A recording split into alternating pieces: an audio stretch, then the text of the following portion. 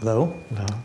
So my question has to do with the ego, and so much of what is discussed and what you discuss is about the ego, and oftentimes it's feels like it's characterized as the enemy or someone that we are fighting against or some type of connotation like that, and yet it seems like the intelligence of the universe probably didn't make a mistake with the ego.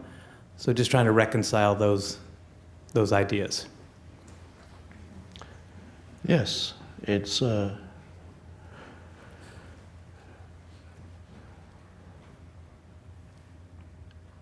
although from a certain perspective the ego may look quite insane, from a higher perspective it is no more than part of the evolutionary process of the species.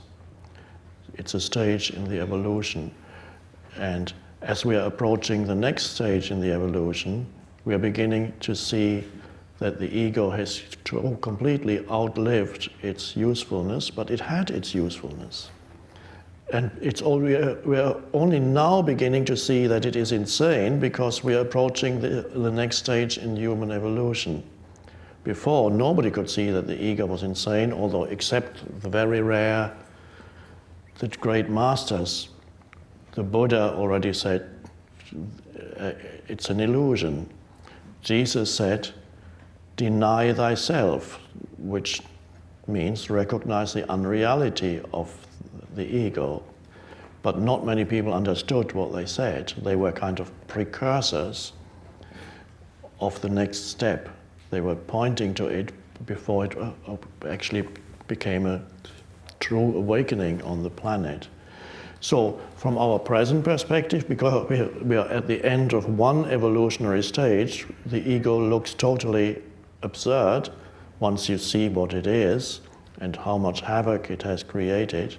But from a higher perspective, it's part of the evolution of humanity. Without, there would be no enlightenment or awakening without it, ultimately.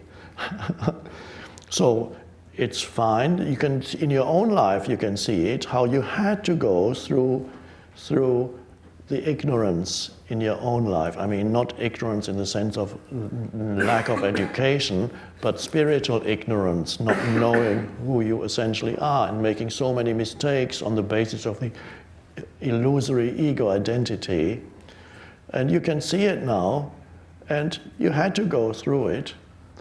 There was once, most likely, humanity once had not an ego yet, and that perhaps is captured in the myth which you find in many different cultures that didn't even have contact with each other, the myth of the golden age, when humans lived in harmony with each other and in harmony with nature and life was easy. And that myth points probably to the fact that a long, long time ago humans lived at one-ment, in a sense of oneness with nature and the surroundings, and the ego hadn't developed yet. And that perhaps later survived, the memory of it survived as the myth of the golden age, which of course is expressed in the Old Testament as paradise. It's just one aspect of the myth of the golden age, when life was easy, and then something happened. The fall, whatever you want to call it, it happened, and then the ugliness came in, and that of course was the beginning of human ability to think, which at first was a miraculous thing. Thinking suddenly happened. Some anthropologists are telling us that, and I believe they're right, when thinking first began to happen in humans were very surprised, and they thought that some god was talking to them in their head. And so, because thoughts suddenly came, of course, that part of that was like the development of language, and so language started to happen in people's heads. Who's talking? And then they acted on it often. When a thought came, and then they did it. Kill this man. The enemy, the other tribe, they are the enemy. They're not human.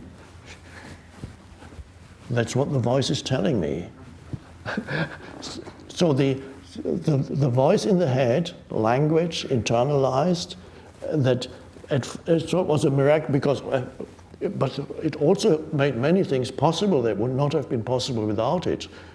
Knowledge arising, you can transmit knowledge, and so how civilization, as we know it, wouldn't happen without that. There's all kinds of transmission of knowledge, architecture, and then philosophy starts, and whatever, all these things, conceptual knowledge arising, a miraculous thing, a strange thing, and then over the millennia, the voice became so all-pervasive that it took over people's sense of identity. Whereas before, for a long time, probably, after the arising of thinking, humans still had a sense of rootedness in being, the natural sense of rootedness in the depths of their being. And gradually, over the millennia, they got drawn more and more into the thinking head mode. And then their whole sense of identity was no longer rooted in the depths of their being, but in the voice in the head. And that's how but it made many things possible. And now the next step in the evolution is a return to the pre-egoic state with the added dimension of consciously knowing your connectedness with the one. Whereas before, they were connected with the one without even knowing it. It was a natural state of connectedness. But as we return to the ego, go beyond ego, we now knowingly we return to the one consciously, and that's the next stage.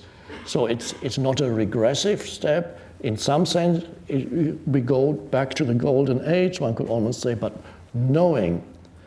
And that's expressed, of course, in the ancient parable of what in the Bible is called the prodigal son. The son leaves his father's home, gives to the father, give me your inheritance, and the son goes abroad to a distant country, squanders all his wealth, and becomes destitute. And then the message comes from the father sends a messenger, come back home, come back to me. And then the son begins to remember who he is. And then he comes back to the father's home, and as the parable says, is loved more deeply than before. There's a deeper, so there's an added, once you lose it, then you never really lose it completely. You can't, otherwise you wouldn't even exist. But you lose it, and then you return. When you return to it, there's a depth to it of knowing. And that's where we are destined to go. And so, once we realize that, we're actually grateful to the ego because it was a part of the journey. Yeah. Thank you very much.